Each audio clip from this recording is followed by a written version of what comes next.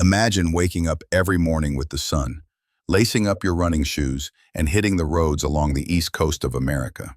That was Marcus's life. A musician by trade, an athlete by passion. Every weekend he'd run marathons. Not just any marathons. We're talking about distances that would break most people, 20, 30 miles at a stretch. His body was a machine. His lungs were strong. His heart, unstoppable. When Marcus wasn't running, he was creating music. Picture this: dimly lit venues along the Atlantic coast, the smell of salt water mixing with the sound of guitars and drums.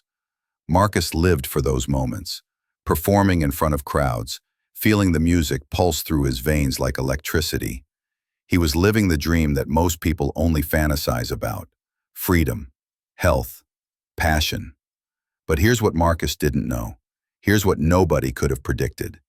Deep inside his body, in a place he couldn't see, couldn't feel, couldn't even imagine, something was growing, something deadly. Summer of 2021. Marcus woke up one morning feeling off. At first, it was just a strange sensation in his stomach. Nothing major. Maybe he ate something bad. Maybe he pushed too hard during his last run. But this feeling didn't go away. Days turned into weeks. The discomfort became pain. The pain became agony. One night, Marcus doubled over in his apartment. The pain was so intense he couldn't stand. His girlfriend rushed him to the emergency room. The doctors ran tests, blood work, imaging scans, and then silence. That terrible silence when doctors look at results and their faces change. "We need to run more tests," they said. That's never good news. Marcus had been diagnosed years earlier with something called ulcerative colitis, a condition where the large intestine becomes inflamed. It was manageable. Uncomfortable, sure, but manageable. He'd lived with it since 2000. 21 years of dealing with flare-ups, medications, and doctor visits, but he never let it stop him from running, from performing, from living. But now, the doctors discovered something else. Something connected to his colitis, but far more sinister. Primary sclerosing cholangitis. Try saying that 3 times fast. PSC, they called it. A disease where the bile ducts, those tiny tubes in your liver that help digest food, slowly become scarred and damaged. And here's the worst part. PSC often leads to something even more terrifying: cancer. The doctors sat Marcus down. "Your liver is failing," they told him, "and we found cancer in your bile ducts." 24 words that changed everything. Let me explain what bile duct cancer is, because most people have never heard of it. Your bile ducts are like tiny highways inside your liver, carrying bile, a fluid that helps you digest fats and absorb vitamins.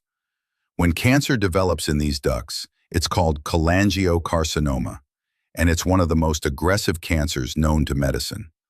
Only about 8,000 people in the United States are diagnosed with it each year. That might sound like a lot, but in a country of over 330 million people, it's incredibly rare. And here's the devastating part. When most people are diagnosed, the cancer has already spread. The survival rate? 9 to 12 months, less than a year. Marcus sat in that hospital room processing those words.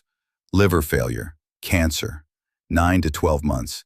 His mind raced back to all those mornings running, all those nights performing music. Was that all over now? At his age, he was supposed to have decades ahead of him. But the doctors weren't done talking. There was one option, one chance. It was risky, it was rare, but it was a chance. A liver transplant. Not just any transplant.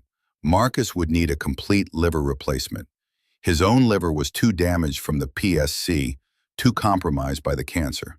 Standard treatments wouldn't work. Chemotherapy might slow things down, but it wouldn't cure him. Radiation might buy him time, but not much. The only real solution was to remove his liver entirely and replace it with a healthy one. But, the doctors warned, the waiting list for a deceased donor liver can take years. And with your cancer, we don't know if you have years. Marcus asked the question that was burning in his mind. What about a living donor? The room went quiet. A living donor transplant meant someone, a friend, a family member, maybe even a stranger, would have to volunteer to undergo major surgery to give Marcus part of their liver.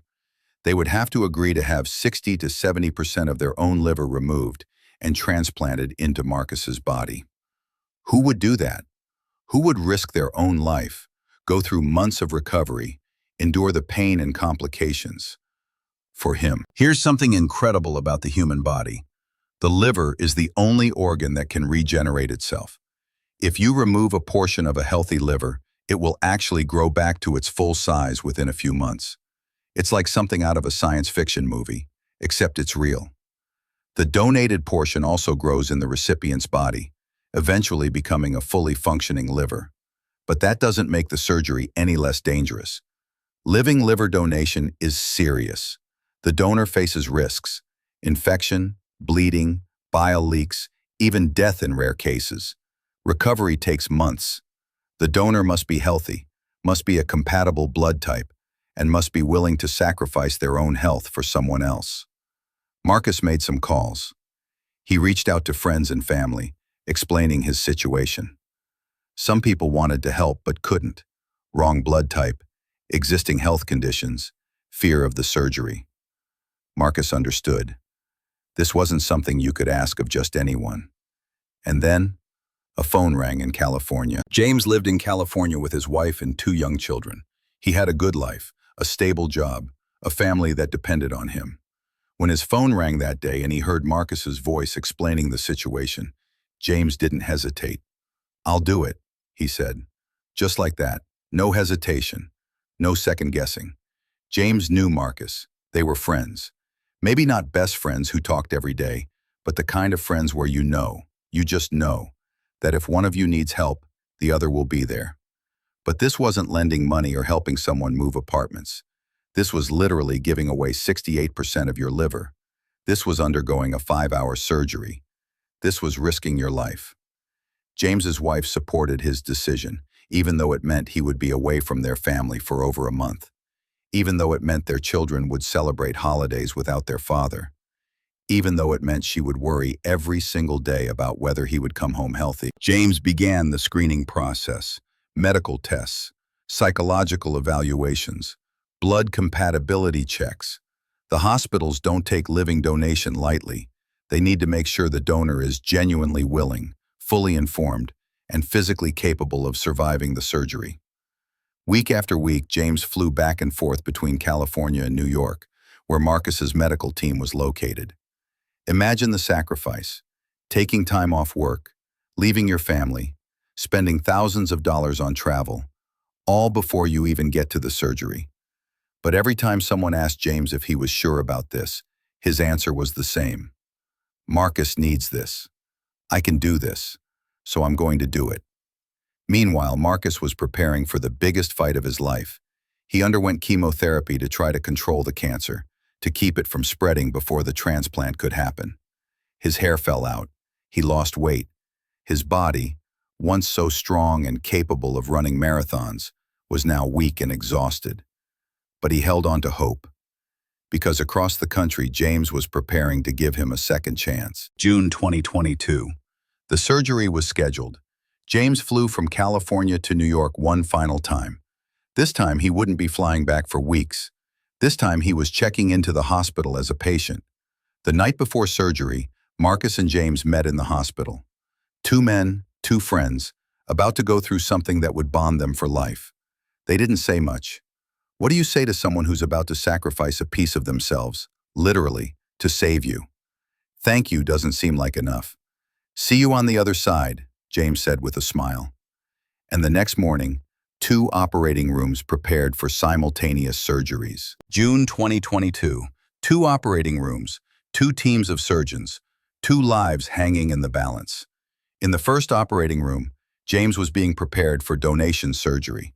The procedure is incredibly complex. Surgeons would need to remove approximately 68% of James's liver, the right lobe, while being extremely careful not to damage any blood vessels or bile ducts. They would need to divide the liver precisely, leaving James with just enough to survive and recover. In the second operating room, Marcus was being prepared to receive the transplant. His surgeons would remove his diseased, cancer-ridden liver entirely, and then connect James's donated liver portion to all the blood vessels and ducts in Marcus's body. Timing was critical. The donor liver can only survive outside the body for a limited time. The surgeries began simultaneously. 5 hours later, both surgeries were complete. James was wheeled into recovery. The surgeons had successfully removed 68% of his liver. The remaining 32% would now have to work overtime, performing all the liver functions for his body, while simultaneously regenerating to full size. His body would be rebuilding his liver cell by cell, day by day. Marcus was in the intensive care unit. Inside his body, James's liver was beginning to function. Blood was flowing through it. Bile was being produced. The organ was working. But the next 48 hours would be critical. Would Marcus's body accept the new liver? Or would his immune system reject it, attacking it as a foreign invader? The medical team watched both patients closely. James's vitals were stable. Marcus's new liver was functioning, but they weren't out of danger yet. Living liver donation recovery is no joke. For James, the pain was intense. His abdomen had been cut open, a massive portion of his liver removed. Every breath hurt, every movement was agony, but he knew what he'd signed up for. He knew Marcus was fighting the same battle one floor up. Marcus's recovery was even more complicated. His body was adjusting to the new liver, but he was also recovering from cancer, from liver failure, from months of illness before the surgery. He was on immunosuppressant drugs to prevent his body from rejecting James's liver. These drugs would weaken his immune system, making him vulnerable to infections. But day by day, both men grew stronger. James stayed in New York for a month after surgery. The hospital needed to monitor him, to make sure his liver was regenerating properly, that there were no complications. His wife and children flew out to visit when they could. The hospital staff became like family. Everyone was rooting for both James and Marcus. Here's where the science becomes almost unbelievable. Within weeks of the surgery, James's remaining 32% of liver tissue began regenerating. His body was literally growing a new organ. The liver cells divided and multiplied. Blood vessels formed. The liver expanded. By 3 months post-surgery, James's liver had regrown to about 80% of its original size. By 4 months, it was nearly complete. His liver function tests were normal. His body had healed itself. The same thing was happening inside Marcus's body. The 68% portion of liver from James was growing, adapting to its new home, becoming Marcus's liver. His jaundice, that yellow color in his skin from liver failure, was fading. His energy was returning. His body was healing. But the most important question remained. What about the cancer? The surgical team ran tests on Marcus's removed liver. They examined every millimeter of tissue, looking for any sign that the cancer had spread beyond the bile ducts. And what they found was remarkable. The cancer appeared to be contained. The chemotherapy before surgery had worked. By removing the entire liver and replacing it with a healthy one, they had removed the cancer. There was no evidence of spread to other organs. Marcus was cancer-free. Let me repeat that. A man who was told he had 9 to 12 months to live, a man with one of the most aggressive cancers known to medicine, was now cancer-free. 10 months after the transplant, something incredible happened. Marcus walked back into a recording studio. He picked up his guitar. His fingers, which had been too weak to press down the strings just months ago, now moved across the fretboard. The muscle memory was still there. The passion was still there. And now, for the first time in 2 years, the health was there too. Marcus started performing again. Small venues at first, the same clubs and bars along the East Coast where he used to play before the diagnosis. The audience didn't know his story. They just knew the music was good. But Marcus knew. Every chord he played, every song he sang was a victory. He was alive. Against all odds, against a cancer with a 9 to 12 month survival rate, against liver failure that should have killed him. He was alive. But Marcus didn't just return to his old life. He couldn't. The experience had changed him.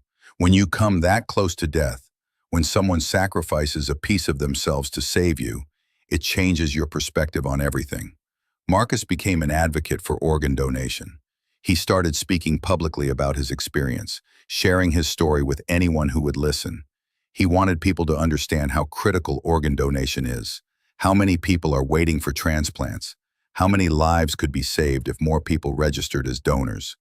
More than 100,000 people in the United States are currently waiting for organ transplants. Some will wait years. Some will die waiting. But people like James, people willing to become living donors, can change that. They can save lives without even waiting for tragedy to strike. Marcus also began mentoring other cancer patients, people who were going through what he had gone through, the fear, the pain, the uncertainty. He would visit them in hospitals, share his story, give them hope. Because if he could survive this, maybe they could too. As for James, he returned to California, to his wife and children, to his normal life. His liver had fully regenerated, he was healthy, and he had the satisfaction of knowing that he had saved his friend's life.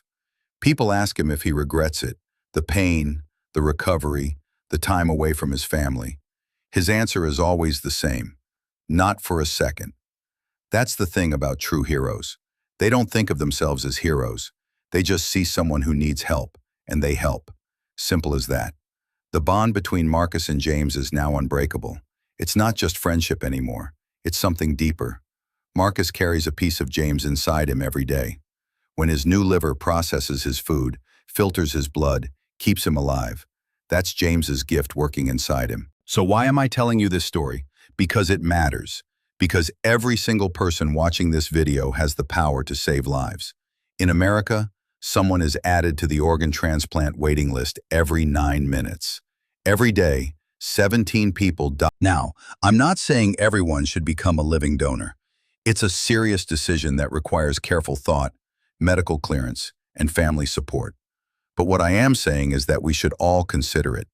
We should all think about what we would do if someone we loved needed us the way Marcus needed James. Marcus's story shows us something profound. When medicine reaches its limits, when doctors say there's no hope, sometimes the answer isn't in a pill or a procedure.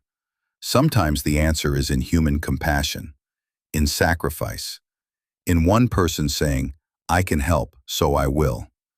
That's what saved Marcus's life. Not just medical science, though that was crucial. Not just surgical skill, though that was essential. What saved Marcus's life was James's decision to be a hero. Today, Marcus is still cancer-free. He's still performing music. He's still advocating for organ donation. He's still mentoring cancer patients. He's still living the second chance that James gave him. And James? He's still living in California with his family. His liver is fully regenerated and functioning perfectly. And every time he sees news of someone getting a transplant, every time he hears another survival story, he knows he's part of something bigger. He's part of a movement of people who understand that we're all connected, that we all have the power to save each other. This is the real story of Marcus and James. This is the story of how one diagnosis, one impossible decision, and one incredible surgery changed two lives forever. But more than that, it's a story about hope, about the resilience of the human body, and about the unbreakable strength of human compassion.